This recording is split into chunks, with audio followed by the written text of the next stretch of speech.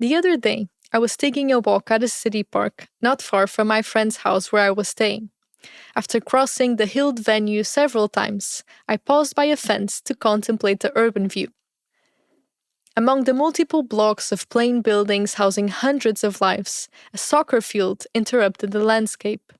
Though empty of humans, I wondered about the bodies and stories that stepped on it frequently, and I pondered too what their lives would feel like had the field not been placed there.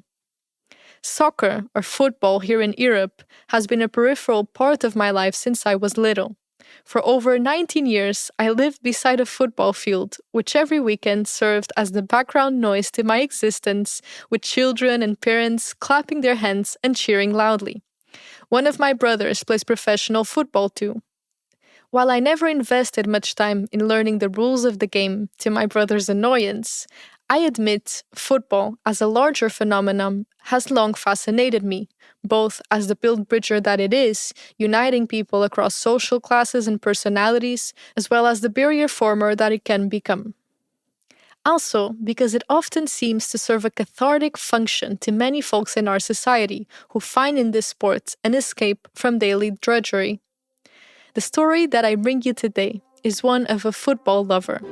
And since this isn't a sports podcast just yet, and instead a wisdom-seeking one, I hope to approach the football theme from a fresh angle, one grounded in a commitment to make fields more inclusive to anyone that enjoys the sport.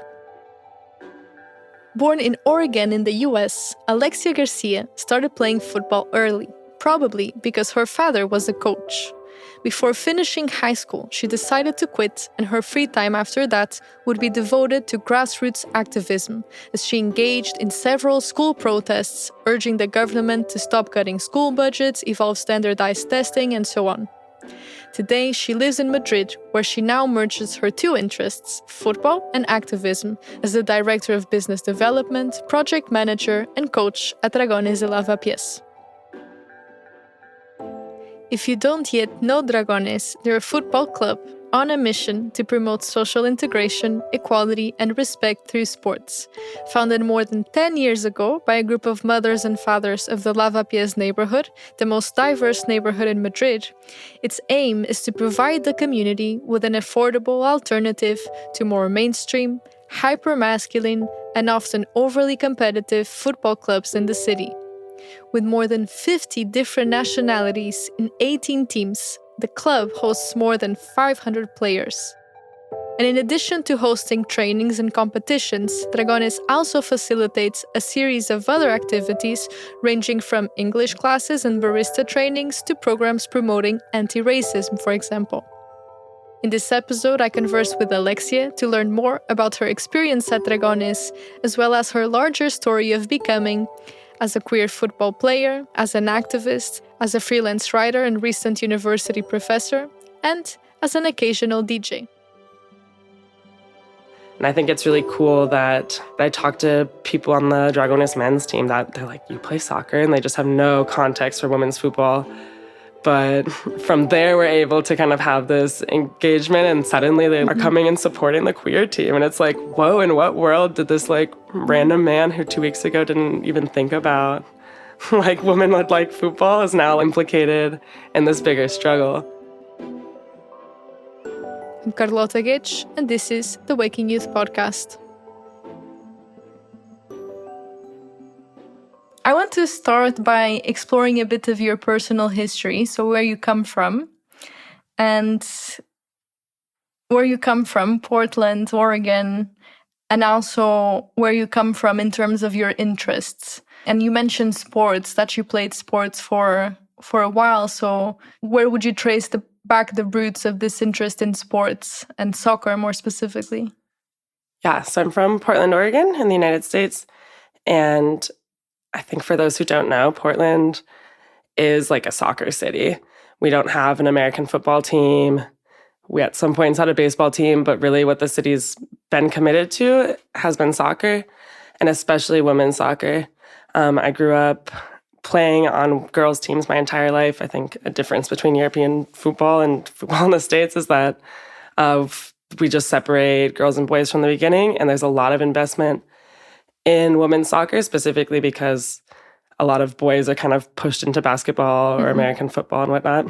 So I think I grew up always feeling really supported in those spaces.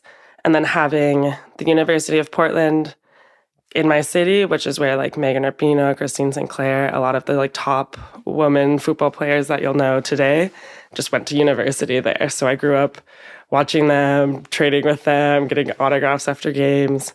And it's also the headquarters of Nike. So I grew up being able to like go see Mia Hamm speak or go, I think we were able to, the Women's World Cup was hosted when I was a kid in Portland. And my dad was always very committed to kind of, I think in general, supporting my brother's eye and whatever kind of our passions were at that moment. But I think he took a really special interest in soccer. Both he became a soccer coach. So it's really common for a parent volunteers to be the soccer coach. So he was my coach for pretty much my entire like youth. And I think really... Your actual coach of your team. Yeah. How was that to have your dad as a coach? I mean, it was cute. I think for years it was really special because, and not only was he the coach, but he was on the board of the soccer club. So he was the equipment manager. So our house was just filled with soccer equipment. So there was no doubt that I had pop-up goals and soccer balls and like equipment in my house to train, which also meant we had privileges of, going to see Mia Hamm speak or going to meet. I met the Ghana women national team when I was like 8, right? And it's because he was so involved in like Portland soccer. But I know when I turned 11 or something and I started playing on like a club team, I remember coming home and just being like, Dad, don't coach me anymore. Like, I have a coach now. So I think there's a point when you grow out of it. And I think it pushes you to be better if you really love it because, I don't know, you don't want to just be the kind of like privileged coach's daughter. I don't know if I ever actually felt that way, but I know that I was supported and encouraged in a way that probably my peers may have not been, just because my dad was physically there in every part of my like early soccer days. And then, growing up, I loved it, right? And I think as kids, we were all very encouraged to take on our hobbies and kind of invest. Where our family's very like go hard or go home mentality. So I was playing so much. I loved it. And eventually I actually kind of burned out. Eventually I just was never fast. I don't know. I like got to a point where I stopped being one of the best on the team. Okay. And I quickly kind of shifted some of my interests and got really involved in activism. At what point, more or less, in your life? Towards the end of high school. And I think what's interesting and important until today is my interest in women's football as like a political fight and you as like a woman player. I always say it's hard to separate that from activism just because you receive so much sexism in every kind of sports space. But no, I think I really shifted to organizing in Portland with Portland students and organizing around different kind of like global injustices and whatnot. So this was not connected to football initially? It was just activism? What were you doing? So towards the end of high school, we started a Portland Students Union, which kind of started out of budget cuts to the public schools. And I just got really involved kind of across the whole city of Portland, organizing different protests and like what? We had, honestly, it was really impressive. We had a big students on strike where everyone skipped school and went down to the Portland School District headquarters. And honestly, really impressive for high school students, like shutting down bridges and whatnot. And some of them were really massive protests. And then I think I always straddled being in really like kind of activist protest spaces and also very more like going to the state capitol to talk to legislators or going to the school board. So then I simultaneously was like elected to be the representative on the school board. And I just totally, at this point, kind of quit soccer and shifted my focus. And honestly, this stuff I do think shaped a lot of who I was. I mean, I wouldn't say more so than soccer, but it took a different turn, definitely. We led a huge boycott of the standardized tests for the ways they were being used to evaluate students and teachers and close schools. And I think I got really involved in that like political activist work on both like kind of a national level within the United States. So it was about education. What else? What were the themes? I'd say, defending public education, defending against school closures, particularly school closures in like Black neighborhoods, fighting for kind of an education system that I think is more holistic than kind of standardized testing approaches. And I think definitely any sort of fighting against budget cuts and supporting, like, we deserve schools that have art programs, that have sports programs, including that. But just seeing the potential of what a school could be versus the situation of our public schools and the current continual, like, degrading things that are coming down from national legislation to justify the closure of schools and justify the privatization of our schools. So my senior year of high school, I was much more involved in that, and I kind of quit soccer and didn't actually... Was it hard to quit? At that point, I was so burned out, and I think it's probably true anywhere, but in the United States, it was very... I think it's true in so many places where for kids who are involved in sports, you get to an age where just like your coaches are allowed to be mean to you. Like the demands on you are so intense. And I think I kind of accepted that I just like wasn't at the level I wanted to be. And I felt like limited in how much I could even do like additional training to get there, which... I don't know. I think it's true that it never stopped my love for the game. And then I always still watch the World Cups. And I was always really invested on like a political level, honestly, following it from like later all the protests within the women's national team and whatnot. But no, it wasn't necessarily hard. At that point, I was so like done. It wasn't hard to quit. And you mentioned sexism and you mentioned being done. I don't know if those two are related. But what were you? It was the burnout. It was the abuse. What was it? The strictness of it, understanding that you're not wanting to do it professionally, what? Yeah, I mean, I think I honestly accepted that I wasn't at the level I wanted to be at to be able to be playing, just to be able to be playing, right? Like I was on the bench, and that's not fun. I don't know how much sexism actually impacted my decision to quit. I think that's more of a problem in Spain. I think that's more of a problem in other places. Although there's definitely the narratives of you kick like a girl, you play, like basic messages you'd hear. I actually think football in the States, or women's soccer in the States, is not... I would say here, I don't know how familiar you are here, but it's very political and it's very queer. There's a lot of lesbian women who are really involved. I think because your identity is already kind of subversive or, I don't know... non-normative. We'll okay, if you want, we can wait on that. But I think that's not the case in the States. I think the States, it's like a lot of different women feel really welcome in those spaces. And I actually think I was kind of like the queer one on the team, or I was the one who wasn't as... I was so like politically engaged, and I think my teammates weren't. I think that actually... I'll just say I didn't have friends. And that's You fine. Didn't have friends? Not really on my team. I didn't connect that much with the girls on my teams, which I don't know. That's fine. That could be up for a whole host of reasons, but I think I was much more in like alternative spaces than most of my peers on the football team. But Okay. And you mentioned that those two things, sports and the activism, shaped you, perhaps even more the activism, more so than the sports. How would you begin talking about in what ways they shaped you? I think I'll start with the activism more. I think it's clear the ways that I feel shaped by it. And how did you start? Did you start out of your own initiative? Did you have a mentor? It was with your friends? How did that come up? Not a lot of high schoolers are activists. No, I think it was, and it was really unique at that time, because today in the United States, it's very common. But at that time, my older brother somehow got really political as well. And he became vegan. Like, and Portland was also kind of trendy with some kind of progressive, like vegans, bicycles, like, I don't know. But my older brother got really into various causes, specifically the global water crises. And then one of my neighbors and best friends growing up, Dina, she was a student representative on the school board and was really involved in the kind of school board organizing. And so having two of them who, I don't know if I'd call them mentors. They're like 2 years older than me, 3 years older than me. But yeah, I think when you first start high school, it's like, I'm just going to follow my big brother around.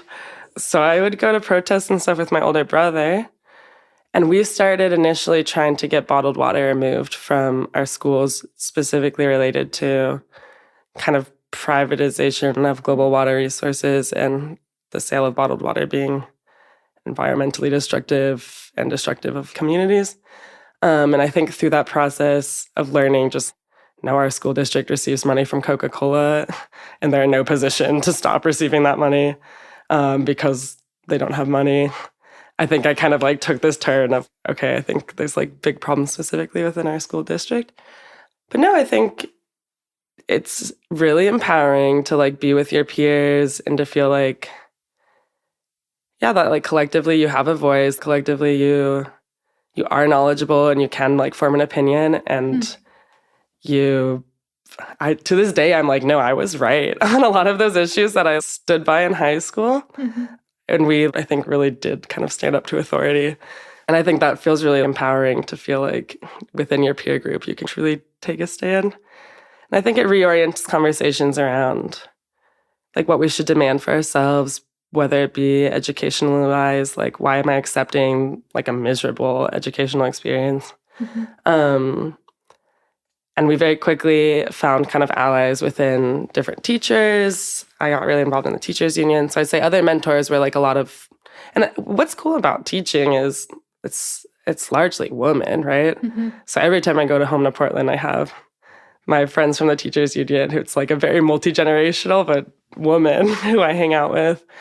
But yeah, I think you quickly learn to stand up for things, to build a community, and to demand more for yourselves and each other. Mm-hmm. And I think that's really lessons that have carried with me. Mm-hmm. As far as sports go, I don't know. I mean, people always talk about like you learn values in sport. It's a great space to develop youth and whatnot. And I think in a lot of ways, and I think for a lot of kids, it is kind of an escape from if you're just like overwhelmed at school or like, I don't know, my parents were like divorced. I think one thing I like felt like I really had control over was going to soccer practice and really dedicating myself to that. Mm-hmm. I don't know if I would say I learned amazing values about teamwork, but arguably I probably did. I'm very curious to explore because you have written several times about community in the context of sports. And I will just let that out and then let's return. I just want to explore a bit of your growing up, and then you picked political science, is that correct? Yeah. Why did you pick that? I mean, it's pretty obvious because you're involved already in very political things, but what was calling you there? Did you reflect much about that decision? Just sort of happened? How was that for you? Yeah, I mean, I think I went into university, so I took a gap year before starting university, and I interned at the teachers union in Portland, and then I moved to Seattle and worked on another like teacher union campaign there. So when I started university, I think I came in very confident with an interest in education politics and kind of like a political perspective that I think, again, not a lot of my peers kind of entered with. And then I think I actually got kind of lost and was kind of like, there's like so many things to choose from. I have bad ADHD, I don't know.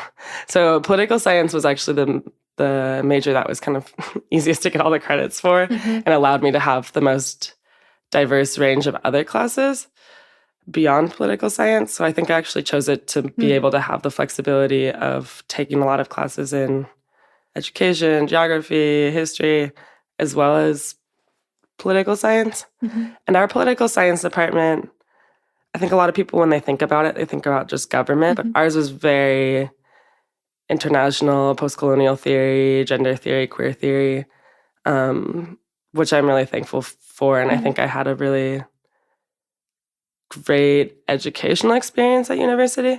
And I was also very involved in solidarity with Palestine work. So I think that shaped How come? a lot of my interest in those courses. It was kind of random. I'd met people before university who had been organizing in that work, and they were kind of like, this is where you should put your efforts for campus organizing these years. And I can't say I knew that much about the history going into it. And I had a basic sense of, okay, anti-colonial struggle, solidarity with Palestine. But when I arrived, I just immediately signed up for Students for Justice in Palestine and did immense amounts of kind of research and organizing. And we launched a huge campaign, a boycott of Israel campaign. And yeah, I think it was kind of a way where my activism and interest in kind of political theory and research and whatnot were kind of able to be put together to organize a campus on that issue. And I mean, it was stressful. But no, I think all of those things, I just ended up a lot in the political science department. Yeah, and in the end, I wrote my thesis about the labor movement. So I think I straddled activist movements a lot. Which, yeah, I think is actually kind of how it goes, is having a sense of a number of different movements and the interconnectedness of them and thinking through strategy and different ways to create change. Yeah, I'll leave it at that. And do you remember if you had any aspiration already of who you wanted to become? When I started university, just because I'd spent so much time in teachers' union spaces, I was really committed to becoming a public school teacher. And I very quickly was like, this is miserable. Public schools are underfunded. They're not well supported. Teaching positions are just demonized and blamed for all the problems in public schools. And you just have enormous class sizes in the United States. They're just super diverse student bodies. It just seems exhausting. So I was like, I just don't know if I can do that to myself. Although I love working with kids. So yeah. And I think I had come in with so much educational experience that the education department, I don't want to sound super arrogant, but I was a little bored. I was like, come on, guys, I know this. So I kind of dipped out of a little bit of that work. But no, the combination of those things led me to be like, I don't want to be a teacher. And I think it's weird. I think as younger, you almost sometimes think you know it all. And then the older I get, the more kind of lost I think I've been at different moments. Because yeah, I gave up on that and moved to Spain was kind of my way out. So what was the journey? Then you graduated, and then how was that? I graduated, and I really wanted to do community organizing work, right? Whether it be for labor unions or other activist groups. And in the United States, if you want to do that work, it's really important to know Spanish. So I was looking for different ways to kind of embed myself in a place where I could learn Spanish. And one of the easiest ways to get a visa in Spain is to teach English. So I signed up to become an English teacher and moved here, very much with the goal of being here for a year or two and learning Spanish and then going back to the States or something. And yeah, I obviously haven't left. So yeah. Why haven't you left? I mean, yeah, I think I found a community here. I was quarantined here. The quarantine was definitely I'm not going to leave. I don't know what to do if I leave. So I kept renewing my contract and looking for additional ways to be able to stay here. But no, I think it was huge finding Dragones and starting our DJ collective and kind of finally making friends and feeling like I established myself here. And I think if life in the United States is it's brutal. As far as just you live to work, you don't have vacation time, you don't, work-life balance is not healthy. So I think I quickly was you know what, I should try to figure out how to make a life for myself in a place that feels more balanced or allows me to do more of what I love. And you came alone? Yeah, my older brother also did the English teaching program here, but a few years ago. So again, I kind of followed in his footsteps, but he wasn't here. And then, yeah, my best friend from university moved to Berlin at the same time. So I felt like I had some European support, but no, I was first in Bilbao in Basque Country and then to Madrid and alone. Yeah. And how did you find Dragones? So I wasn't playing soccer. I was living, my first year here, I was in Bilbao. That was 2018 to 2019. 2019, I moved to Madrid at the end of the summer, which was the year of the Women's World Cup in France. And I was so thrilled to watch that, and also was following a team in Paris that was kind of an activist-oriented soccer team in Paris for women and queer folks. And then my friends were visiting and we went to Paris. So when I went to Paris, I messaged them being like, hey, I'd love to meet. And at this point, I didn't work in football. I had nothing to offer. I just wanted to get a coffee because they seemed cool. And then they were like, none of us are here. It's August, so they're all on vacation. But we have a friend in Madrid who plays on a team. You should hit her up. She used to play on our team. And so I contacted her and joined that team and immediately felt like it was not the activist team that the French team was. Didn't connect with the players. In that team in Madrid. Yeah. And was a little disappointed. Why? Okay, I'll be very honest. A bunch of them were police, and I'm like super activisty. And I was like, I can't be on the cop team. And it was weird. It like affected me to like my stomach, right? I was like, I can't go. These girls, right afterwards, they go and like harass people in Lavapiés. I can't be on this team. So then I was in Lavapiés one day at a bar, and I just randomly met Fra, who's our coach. And I'm like asking him about the club. And my first question is, are there police on the team? And he's like, no, that's ridiculous. We're the like club in Lavapiés, an activist community project that seeks to like build a safer neighborhood, but not through policing. So I was like, sign me up, and quit my other team. It ended really poorly. And yeah, I just started training with Los Dragones, which initially was started by the moms of the players in Dragones. Mm-hmm. Should I give background on Dragones, or do people know? Yeah, go for it. I'm going to explain, but I think it will be nice to hear in your words. Okay, yeah. So Dragones started in 2014. Today it has over 400 players from over 50 different nationalities. So it's super diverse, based in the Lavapiés neighborhood, which is probably the most diverse neighborhood in the center of Madrid. And about a third of our players are women and girls. And a lot of that is due to the moms who decided they wanted to play. So the moms of the kids were like, we should start our own team. They started Los Dragones probably 5 years ago. And yeah, initially it was just kind of moms learning how to play. And then later I joined, and a number of kind of non-moms, people from the neighborhood joined. And it's really grown since. So Los Dragones has like 50, 60 women who are all involved.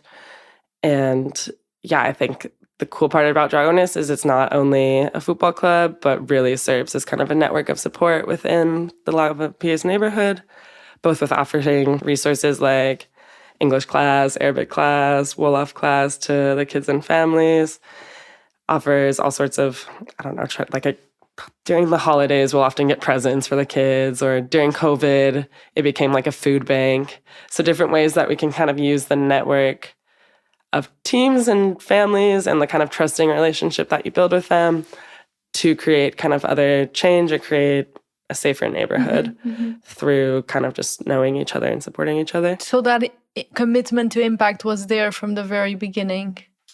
Yeah, I think Dragones at its origin was looking for a way to have an impact in the neighborhood and looking for gaps. It's the only sports program in Lavapiés, and there just wasn't really a football club. And I think it's clear to anyone who lives in Madrid, but it's not a very kid-friendly city, right? There's very few green spaces for kids to play. And I think you really feel that in Lavapiés, where the plazas are filled with adults. There's police everywhere. It's not really, does it create an environment in which I think a kid can feel really that they can thrive and be a kid.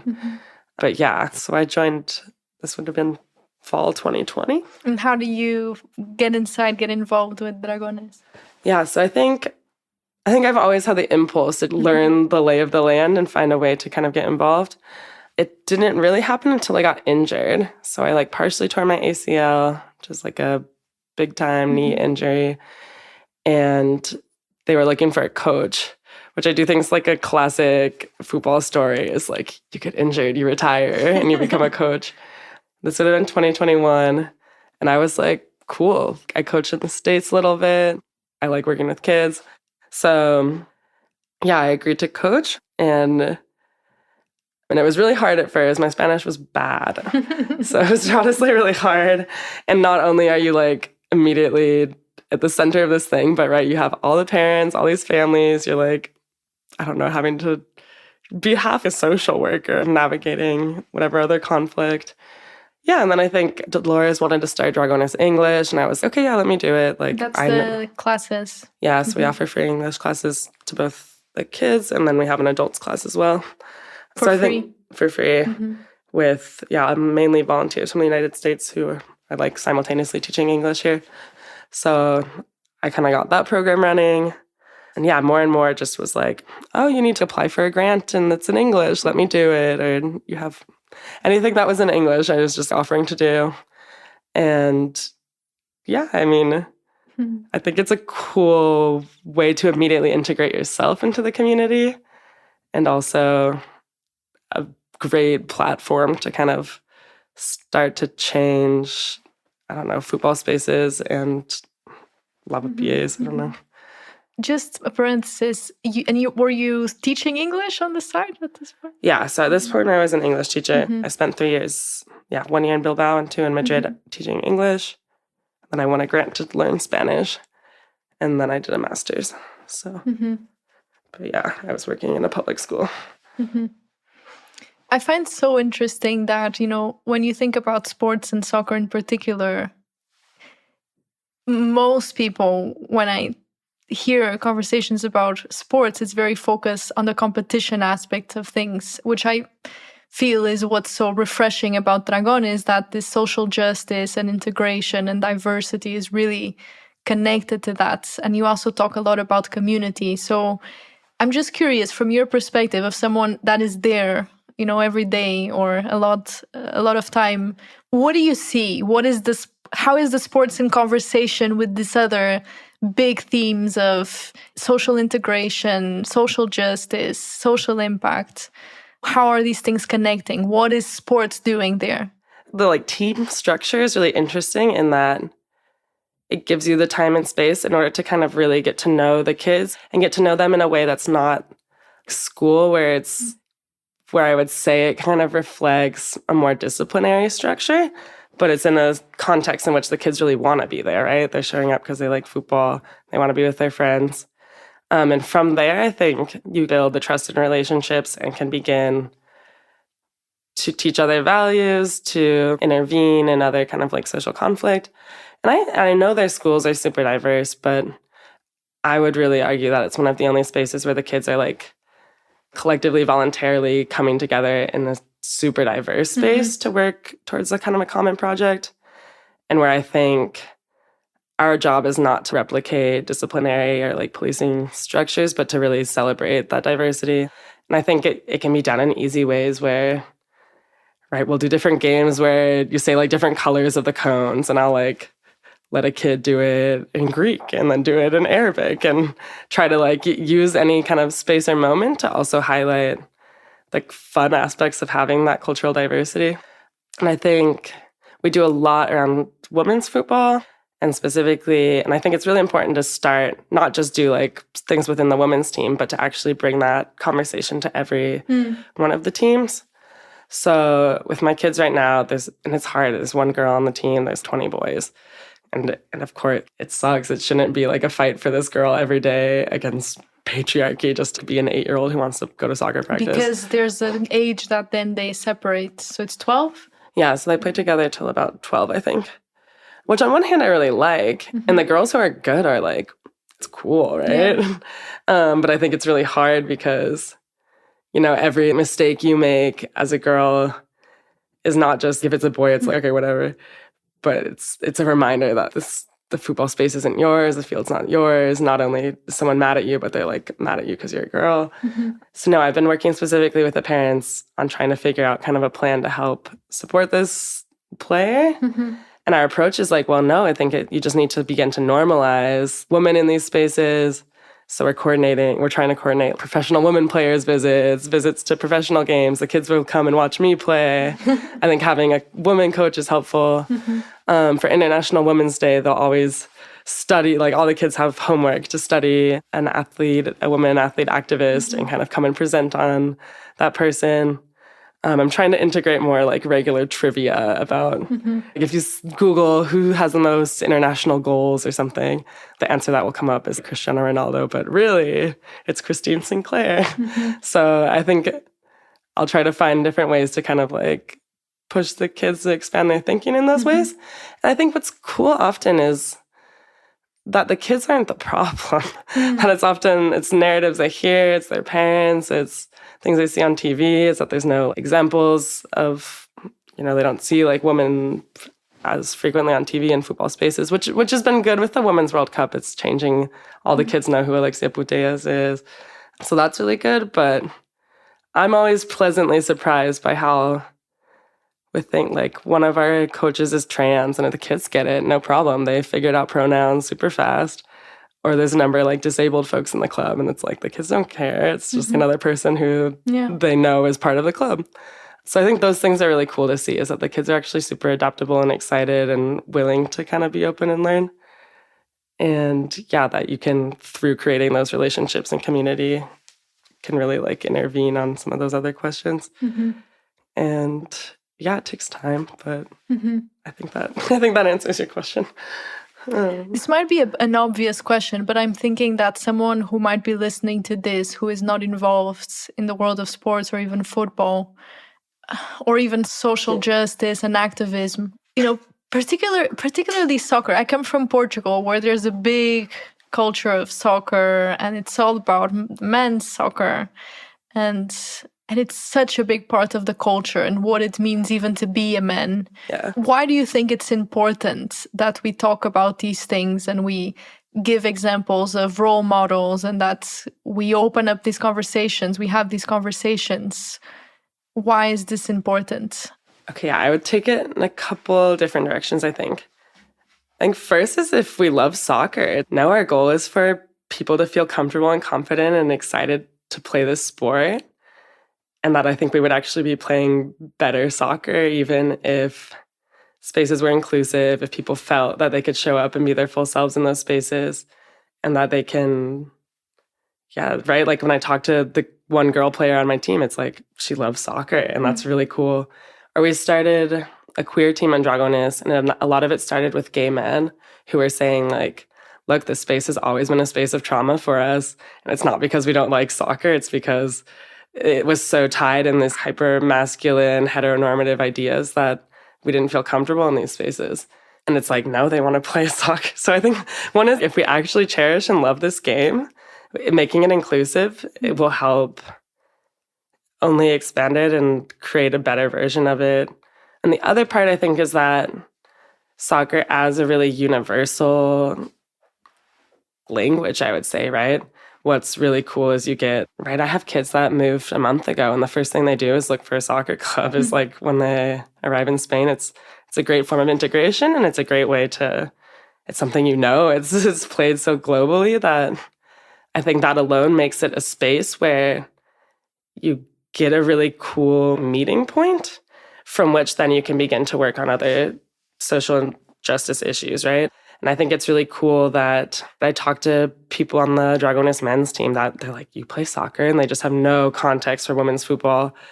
But from there, we're able to kind of have this engagement, and suddenly they are coming and supporting the queer team. And it's like, whoa, in what world did this like random man who 2 weeks ago didn't even think about like women would like football is now implicated in this bigger struggle.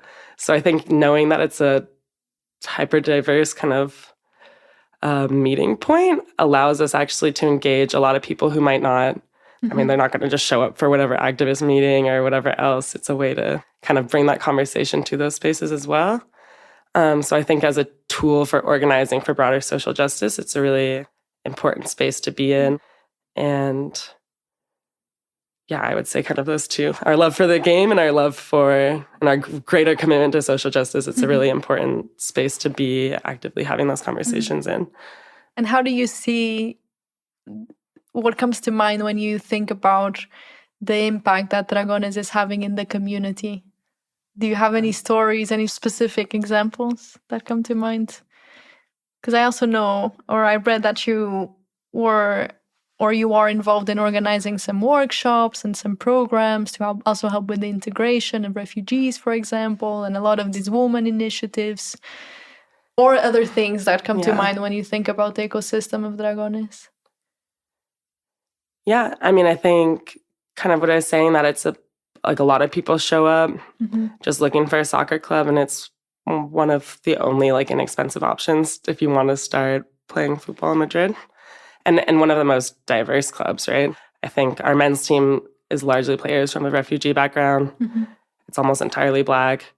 And I mean, there's so much racism that they experience, but I also think it's really good that they can have a soccer club that plays at a high level, that they feel like supported and that's ready to defend them in kind of taking those spaces. You mean within, in general, the racism that they face, and particularly in the football ecosystem, the soccer ecosystem with other teams and even within? Yeah, I guess I would say both, but I think I was initially thinking about within the soccer ecosystem of they're probably one of the only teams that has a diverse player roster. Specific examples, I think the moms on the women's team are really amazing in that a lot of them are single moms, and a lot of them, I think, have leaned on the structure of Dragones to help with the process of kind of mothering, right? So you join this thing alongside other kids, alongside a lot of other women, and there's a real commitment taking care of each other, helping moms kind of escape violent situations or get access to resources. Even the moms will like go vote together and like it's their first time voting and things like that maybe it was really hard for you to feel integrated or feel ready to vote in Spain. And it's like, no, these other moms are going to go with you. So I think seeing that network is really impressive. And it's really cute because you go to soccer practice, there's moms, there's kids around, you know the kids, you know the moms. I go to kids' birthday parties and then the same moms will like make me a birthday cake. So that I think is really special. For the men's team, yeah, it's largely like a refugee background. I think a lot of folks use football as kind of a way to integrate into Spain. Yeah, I think it's one of the first kind of more institutions that you'd right up against that feels more maybe inclusive or same thing, that you like are capable of being part of it just because you already know how soccer works. And from there, there's definitely been cases of Dragones helping folks get jobs or helping folks. We've been offering free barista trainings alongside a cafe, Hola Coffee, in Lavapiés, to try to help people get like barista certifications if they want to choose to try to get a job that way. So I think looking for additional ways in which we can always provide resources, job training, support to folks who are navigating, having recently arrived or navigating finding a job is really important. And I mean, yeah, with the kids, I think it's just cool that they're in this hyper-diverse project together. And I think a lot of them that might not maybe excel in school do excel on the soccer pitch. And it is cool that they have a space that encourages them and supports them and where they can feel confident and that they're not going to be met by school disciplinary structures. And that I think if they need support, it's like, okay, yeah, we have English class, we have math support. So any ways that we can, from there, then help them in other areas of their life in a way that the families already have like the confidence or trust within the organization, I think is really important as well. Yeah. Okay, now returning a bit to your story as we wrap up. Thank you. Thank you for what? Thank you for like guiding this because I feel so like I have no idea what's going on. It's a lot. It's a lot. So you also write. I read your stuff. I really enjoy your stuff, huh? You Googled me. Yeah. What did you find? Of course I Googled you. I'm interviewing you. What did you find? I'm curious. Well, I found what you have online.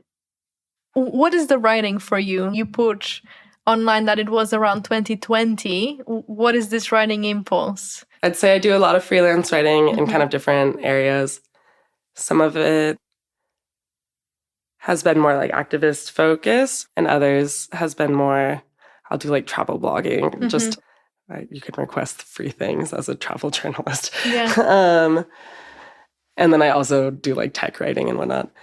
I think I mean, I think writing is part of like a commitment to continuous learning, right? I think you learn a lot as you process it through writing and getting it down on paper, on a document. Yeah, I think you learn a lot through that process and thinking about how to kind of format your ideas and present an argument. I think I have an academic edge that I like do really want to sustain and am thankful that I can continue to do that through writing. At different moments, it's definitely been more to like amplify voices. I did an interview a couple years ago with the Sindicato de Monteros. I don't know if you found that. Yeah. Or with other like labor movement work, that I'm happy to help use any platform that I can get access to help amplify some of those movements. And so the main intention there is just making sense of things and the craft of writing, or is it also a financial aspiration that you... Yeah, I mean, I'd be lying if I said I didn't do a lot of the writing, because it's also a way to supplement your income, which I haven't. Lately, I do a lot of freelance tech writing. Tech writing. But no, I think the tech writing I do is much more, it's less emotional, it's less commitment to anything. And much more of a financial interest in having some sort of stable income with that. And I truly do like kind of know what's going on. And I think it gives you a vocabulary, it gives you a context, it forces you to be up to date. And I think it's fun because no matter the like topic, you can find a way to kind of make it more relevant to yourself and find a way to be interested in it. But no, the writing I've felt more passionate about is definitely more the political work I've done. And the travel writing I do as a fun way to request press passes when I like go to Ibiza, things like that. Did you write before? Like as a kid, as growing up? No, I can't say I was necessarily like the most journalistic approach. I think always through activism, you had to like publish different things just to make sure like you had some control over the narrative. But no, I can't say I was like a star in English class or anything. I went through your writing. I enjoyed it a lot. And I saw the journalistic mind a bit and that curiosity of the social justice and the activism, which is clear that you're curious about those things and that's why you're doing that. And then the post that I find most moving was the one you made about your trip with your friends to the skate parks. That was really good. That was very moving, and that gave me a lot of insight on the work that you're doing also at Dragones and this intersection of the sports and the community and, you know, bringing people together. It was very beautiful. It's so funny you found that. That one was very like, I'm going on vacation and I want to be able to pay for this somehow. And I can write an article about it and they'll pay me something. But yeah, I think... Didn't you just start doing it? I just started. I have a friend who is the all-star freelance writing of sending pitches out. How does it work? You basically write. Sometimes you can find online, they'll be looking for specific articles on specific topics. If you go on Twitter and you look up Pitch Me, you can often find a number of, we're looking for articles this month that relate to like International Day of Novels. But yeah, I just, with a lot of it, I sent a cold emails out being like, hey, I'm going on this. And I started freelance writing mainly to do travel writing, which is a huge tip, is we went to Switzerland and you just email the tourism board of the country and you're like, I'm a journalist, I'm here on assignment. Can you get me like a free whatever? And they'll give you free public transit. And in Switzerland, that means these rail passes on these insane trains all through the Swiss Alps. So I started very specifically with the Switzerland trip in mind and wrote about queer girl vacation. And if you can find an angle, queer woman, make it like people want your writing. And I do think I'm in a weird privileged position where I can write for publications in the States, but be based in Europe, which very few freelance writers are going to be able to churn out content from Switzerland, Germany, Spain, Ibiza, I don't know. So, but no, I think for me, it's also been just a way to keep different like outlets open and has only resulted in positive things, and I think is fun. And I like being forced to kind of process and figure out how to tell a story. But that's funny you found those articles. I don't that's stuff that I just don't even share. It's like I do this very specifically to get press passes. But I'm glad you did your research. Okay, yeah. And I know that you're now there's this visa reality as well of as an immigrant, and you're doing several things because you work part-time, no, at Dragones? Yeah, but I'm volunteer there. Yeah. You volunteer there. And I coach, so I guess I get paid to be a coach. Okay. But so how do you my question is, we talked about your past, we talk about the present, and now looking a bit at the future.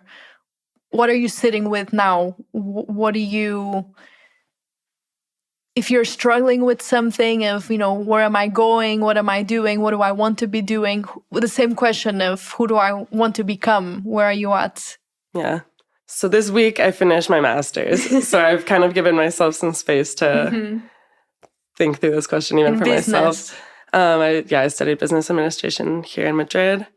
And at this point, I really want to work in football, and either developing women's football or football for social justice, social change, which, the visa is the main barrier just because you need to get a job that would sponsor your visa. But I do feel myself very qualified, both with years of experience of basically working in like a grassroots football club and with a general knowledge and interest. I also just started teaching at the European Sports Business School. So I've been teaching kind of sports business classes, which has been a really cool way to combine my interest of teaching politics. They have to read what I tell them to read.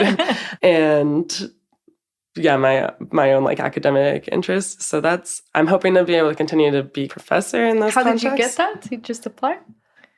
It was kind of random and lucky. I would say there was definitely some luck involved. I met Carmen, who's the director of the university here in Madrid, at the World Football Summit, which is a big football conference that happens once a year, I think, in Europe. I think they have them all over the world, but in Europe once a year. And they wanted to bring their students to do a tour of Dragones, which I think is really cool in that it's the super urban football club that people can come see. And their classes are all in English, so it was like normal that I would potentially give this tour. And then they had a professor quit 3 days before a next round of like courses would start. And they were like, okay, we need someone urgently who speaks English, who has time, who like their whole thing is that all of their professors also work in the industry. So it's like, I think I fit this very urgent need of has time, speaks English, works in the sports industry, and is available 3 days from now. Which, it was definitely bold to be like, okay, now I'm a professor. This is cool. but no, I like really, to me, it was a really fun experience. Was it challenging at the beginning? It was challenging mainly in that there was very like, okay, you start in a few days. And the classes were 2.5 hours. I think my whole master's here has been disastrous as far as from an educational perspective of 4 hours PowerPoint that you're sitting there and it's not dynamic and you're not really engaged in activities. So I think I was really committed to finding a way to make my classes more engaging, bring in speakers, connect with the students' interest. So it was challenging, but also it was super fulfilling. And I think we did a lot of different games and activities and whatnot. And the students, all their feedback was like, I was kind of shocked by how positive it was. I was like, whoa. So that was really cool. I would love to continue in that. I'd also like to work on securing a job specifically. And I would really love to work in developing women's football or something related to kind of the organization of a club. And then I coach. I don't think I would coach on any more professional level. I think the coaching is really also the kind of the community aspect of Dragones and the kids and families. And I'll continue to freelance right on the side to supplement all income. So it's kind of scary, but it's also exciting. What's and scary? It's time to get a job, Scary in that I don't have an immediate thing that I'm doing. No, I take that back. I wouldn't say I'm scared. I would say the looming aspect of the visa is stressful, but beyond that, I do feel super qualified and excited. I think the question is going to be, like putting your network to work to find a position that you feel is fulfilling and actually works with kind of your goals and needs and whatnot. But no, I think it's exciting, right? I say I'm like toxically positive. Like I'm truly like, this is going to be so fun. So yeah, I'm looking forward to now. Yeah, I finished 2 days ago. So now I'm okay. Yesterday was my break. Today I have this, and then I'll get to setting up more networking things, working on my resume and starting to apply. Yeah. It's very cool that you're determined in the things that you like and putting your focus in that. Yeah. No, I would say I do feel lucky that I do feel like I have a strong sense of self and a strong sense of what I like. Because I do think a lot of people get really lost in not even knowing where to start. I feel like blessed that that's not my problem necessarily. But yeah, it's... And why do you think that is? It's just you? I would attribute it a lot to my dad. I do think our whole lives were really, for better or for worse, this kind of toxic, like, you can do it if you work hard, just we'll support you no matter what, follow your dreams, like kind of narratives that all of my brothers, I have 2 brothers, and everyone's very like, in that area, doesn't feel a lack of confidence, which I think is really special because I think a lot of people do just get really lost. Yeah, I think